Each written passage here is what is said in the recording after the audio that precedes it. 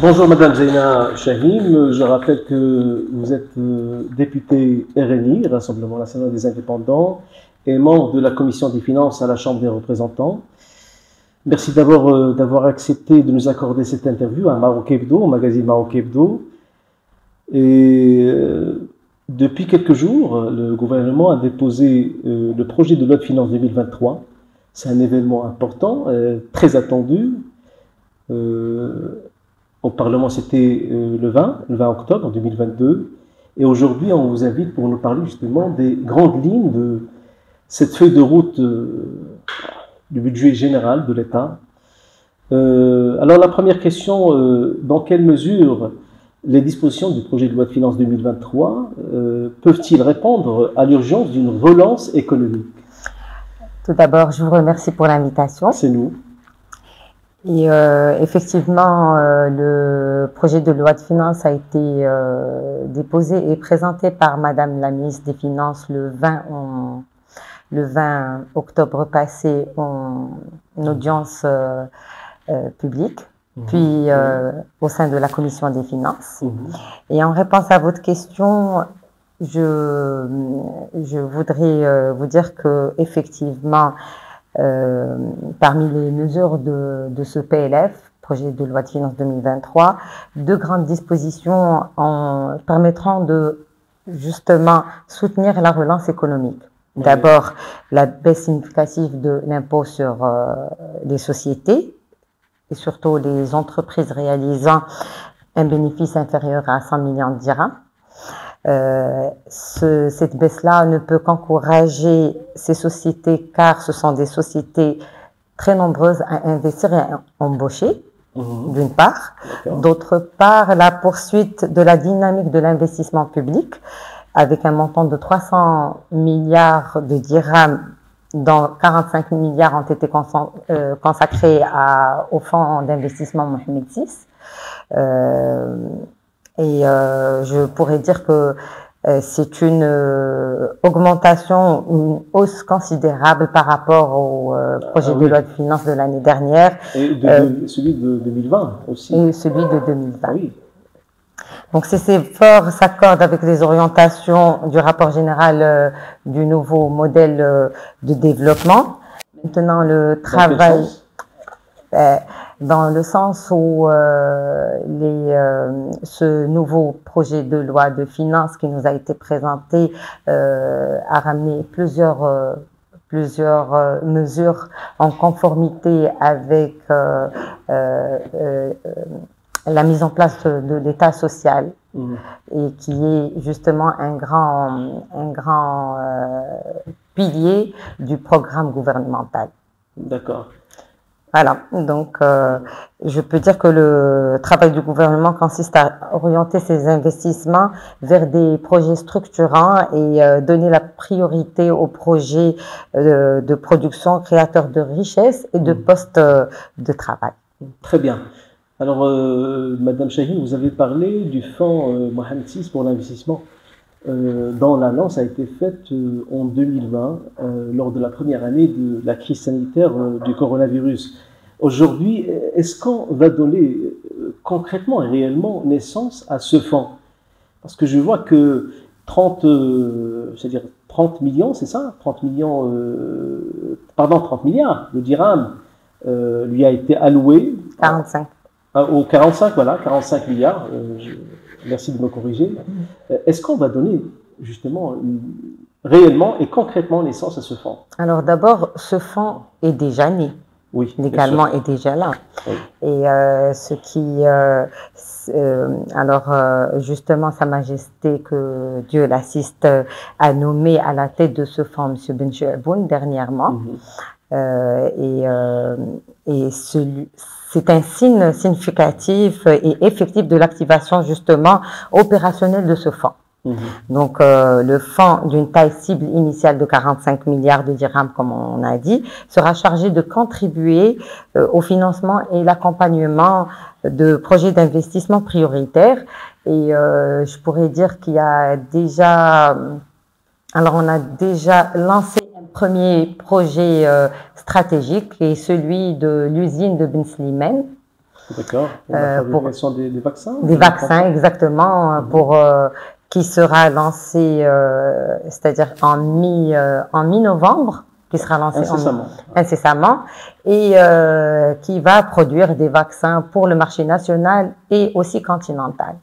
Très bien, c'est très prometteur. Par rapport au projet de loi de finances, parce que par rapport au projet de loi de finances 2020, plus précisément, il y avait une exception. Une certaine exception, elle est inhérente justement au solde ordinaire. Et en 2020 déjà, c'était moins 25 milliards de dirhams, en 2021 plutôt. En 2022, l'exception a été reconduite, c'est un peu devenu la règle, c'était moins 15 milliards de dirhams.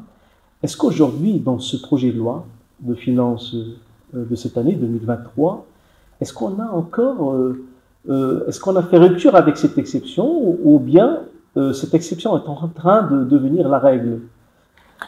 D'abord, je voudrais mettre le point sur quelque chose d'important, c'est que cette année, on est repassé au vert. C'est-à-dire que le redressement exceptionnel des recettes, particulièrement fiscales en 2022, reflétant le bon rattrapage 2021, malgré l'alourdissement des charges dû au dérapage de la caisse de compensation, a fait qu'en 2022, le solde ordinaire est repassé au vert. Ah, au vert? Oui. Oui. Et donc, un solde ordinaire positif traduit la capacité de l'État de générer de l'épargne publique qui servira par la suite soit à financer des investissements ou à réduire le déficit budgétaire. L'économie marocaine a été sévèrement touchée pendant la période de la Covid, c'est-à-dire 2020-2021, comme vous avez dit. Les recettes ont naturellement baissé face à des dépenses incompressibles et une volonté de gouverner et à maintenir une politique expansionniste pour soutenir l'économie. Et le solde ordinaire s'est détérioré pour atterrir en territoire négatif, et ce pour la première fois depuis 2014. Oui, effectivement.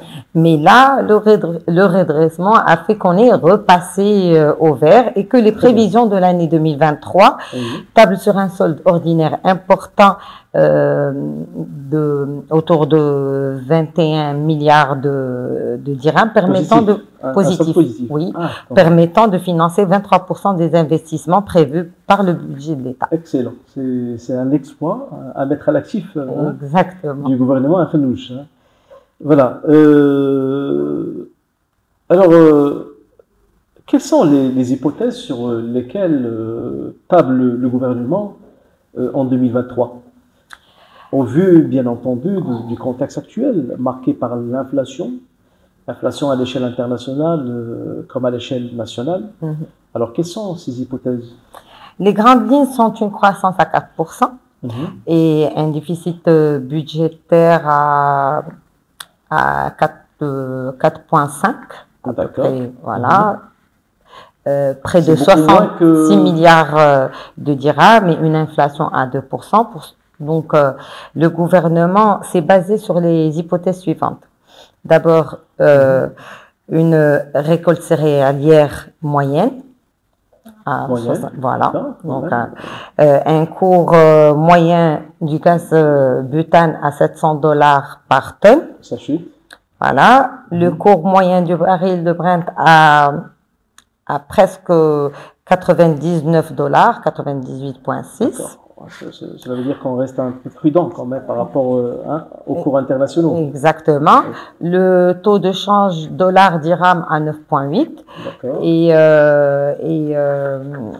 je dirais que ces niveaux prévisionnels de prix et de taux sont proches des niveaux de marché actuellement, et ainsi les hypothèses semblent intégrer le contexte difficile actuel, notamment la conjugaison des conjonctures défavorables, la plus importante étant la sécheresse qu'a connue le Maroc cette année, la sortie de la crise de la Covid et le taux accompagné de la guerre en Ukraine.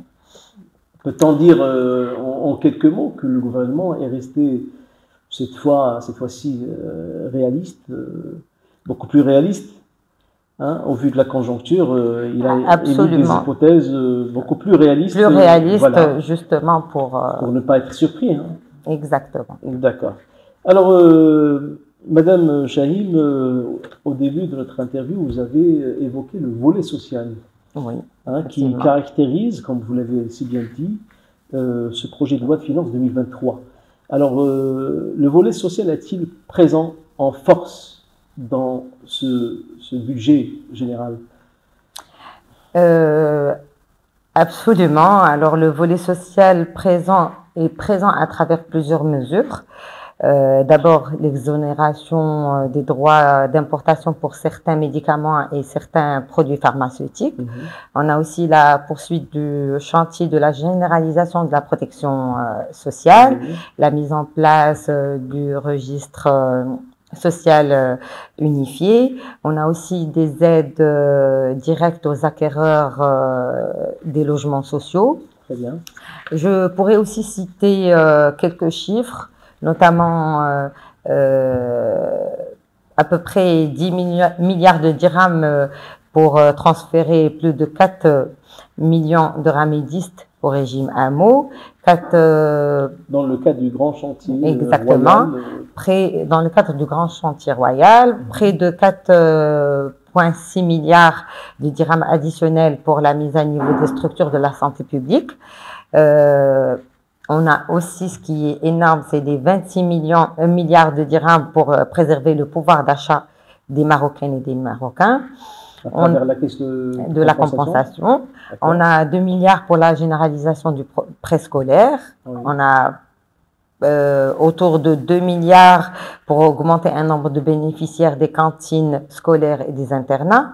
4 milliards de dirhams pour les augmentations des salaires en santé publique, en enseignement fondamental et supérieur. Donc, effectivement, il y aura des augmentations de salaire. Vous pouvez noter que le gouvernement a un projet qui est audacieux, car il continue dans son camp d'investir l'État social avec des mesures conjoncturelles, plusieurs mesures conjoncturelles, mais en même temps, il lance une réforme fiscale.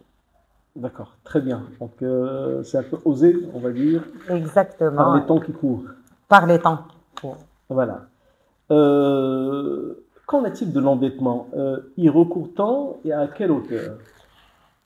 Le déficit budgétaire prévu pour l'année 2023 ressort à près de 66 milliards de dirhams, en atténuation de 7 milliards par rapport à l'année 2022.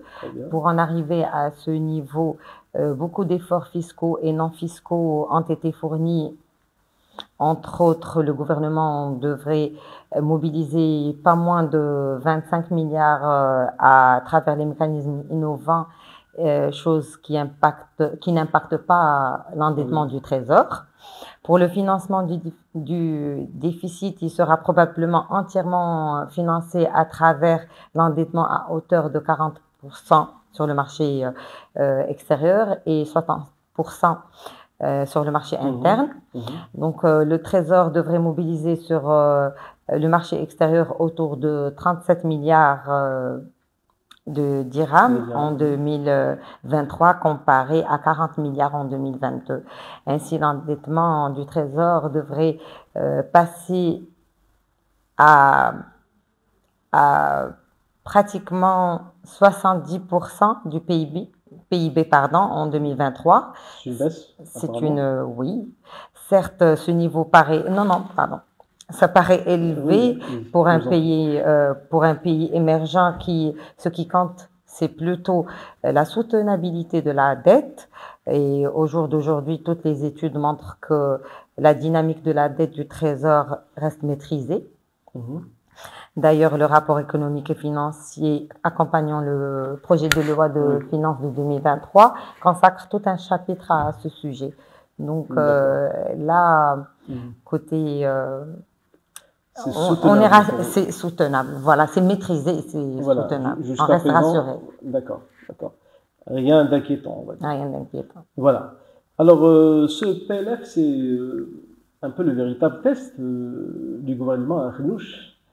Parce que si on voit un peu le projet de loi de finances 2022, c'était le fruit un peu des deux gouvernements, le gouvernement sortant et le gouvernement Arnouch qui venait d'être nommé, investi. D'après votre première lecture, ce PLF lui permettrait-il de sortir de l'impasse actuelle et de maintenir un niveau tenable ou soutenable le pouvoir d'achat des Marocains? Le gouvernement Arnouch a déjà fait ses preuves et a montré sa volonté de soutenir l'économie nationale et de préserver le pouvoir d'achat des Marocains, d'abord. Le fait de ne pas faire des coupes dans le budget des investissements, ce n'était même pas une option. Donc, on s'y attendait. Voilà, comme l'a fait l'ancien gouvernement, malgré la hausse importante des charges, montre que ce gouvernement priorise la croissance et les priorités des Marocaines et Marocains. Donc, pour le pouvoir d'achat, alors la meilleure preuve, c'est la multiplication de je dirais presque par deux, sans hésitation, du budget de la compensation, afin de garder les prix des produits de première nécessité stables et de ne pas toucher le pouvoir d'achat des citoyens. Oui, pas vraiment stable, mais à un niveau un peu soutenable, acceptable, voilà. Acceptable, soutenable, vu les conjonctures. Oui, effectivement. On n'est pas loin de la stabilité, l'inflation. Oui, internationale, effectivement. Il y a une question qui taraude un peu les esprits, c'est la question de l'emploi. Quand on voit un peu le projet de loi de finances 2023, on parle juste de postes budgétaires. Mais c'est un peu, on va dire, ça ne reflète pas toute la réalité de ce qui se fait, de ce que fait le gouvernement pour créer de nouveaux postes d'emploi et pour accompagner justement cette dynamique tant souhaitée de relance économique. Alors, que préconise ou que prévoit le gouvernement dans ce sens? À part les postes budgétaires justement émis dans le projet de loi de finances, il faut dire que le gouvernement, déjà l'année en cours, a mis en place plusieurs produits. Je parlerai de Aourache. Oui. Alors, Aourache qui a aidé à donner plus de 250 000 emplois. D'accord, quand même. Et aussi, il y a le projet Força, qui est mis en place justement aussi pour... qui porte déjà ses fruits. Qui porte ses fruits. Le gouvernement a reçu, je dirais, j'ai pas les chiffres exacts, mais plus de 12 000 demandes justement par rapport à Força. Et donc... à partir de c'est un très bon démarrage. Moi, je dirais que c'est un bon démarrage et puis on va pousser encore à avoir un peu plus de postes et avoir un peu plus d'opportunités par rapport à ce volet d'emploi et qui est très important. Bien sûr. Alors, une dernière question, Madame Chahine. Vous êtes membre de la Commission des finances et actuellement, vous discutez entre vous. On va commencer demain. Voilà, vous allez commencer à partir de mercredi 25, c'est ça? Oui. Voilà, 26 plutôt, pardon, 26 octobre, vous allez commencer la discussion. Est-ce que vous avez déjà relevé une première impression de vos confrères au niveau de la commission par rapport à une première lecture de ce PLF 2023? Comme j'ai dit tout à l'heure, la première impression qu'on a eue, c'est d'abord soulever l'audace de ce gouvernement de ramener une réforme fiscale et aussi de rester sur une chose qui est très importante malgré les mesures conjoncturelles, et c'est l'instauration de l'État social. Pour une première lecture, la vérité, il y a plusieurs choses à soulever et ça va venir avec la discussion générale, et puis on va s'étaler sur plus de détails avec les amendements et toutes les choses qui vont suivre. Donc pour le moment, On n'a fait qu'une Donc, lecture. La première impression qui se dégage, c'est un peu que le gouvernement A osé. A osé, Justement. A osé prendre des mesures Exactement. Qui engagent les finances publiques. Absolument. Dans une conjoncture difficile. Et surtout ce qui traduit justement la volonté, voilà, ce qui traduit la volonté du gouvernement à respecter ce qu'il a présenté comme programme, justement, oui. Comme programme. Donc, et c'est un premier projet de loi de finances, comme vous avez dit, de ce gouvernement, et on a quand même touché quelque chose de palpable.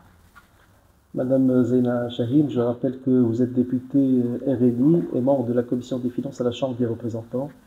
Nous vous remercions pour cette interview et pour votre franchise. Merci à vous.